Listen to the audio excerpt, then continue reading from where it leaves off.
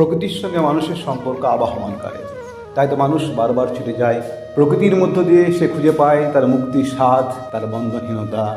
মুক্তি, বন্ধনহীনতা আমাদের তো পরম কাম্য। আমরা প্রকৃতির মধ্য দিয়ে কিছুক্ষণের জন্য, হয়তোবা কিছু দিনের জন্য ভুলে যেতে চাই কি চেয়েছি বা কি পাইনি। তখনই স্মরণে আসে প্রখ্যাত শিল্পী মান্না দের গাওয়া সেই গানের কথাগুলি।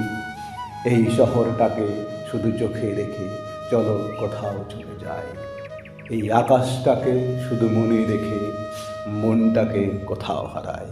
কি চাইনি কি পাইনি সবই ভুলে যেতে চায়। এই ভুলে যাওয়ার আকুতি আমাদের সবারই, এমনকি এই ভুলে যাওয়ার আকুতি, বন্ধনহীনতার আকুতি, মুক্তি স্বাদের আকুতি রাজা মহারাজাদের ক্ষেত্রেও সমানভাবে প্রযোজ্য ছিল, এখনও আছে।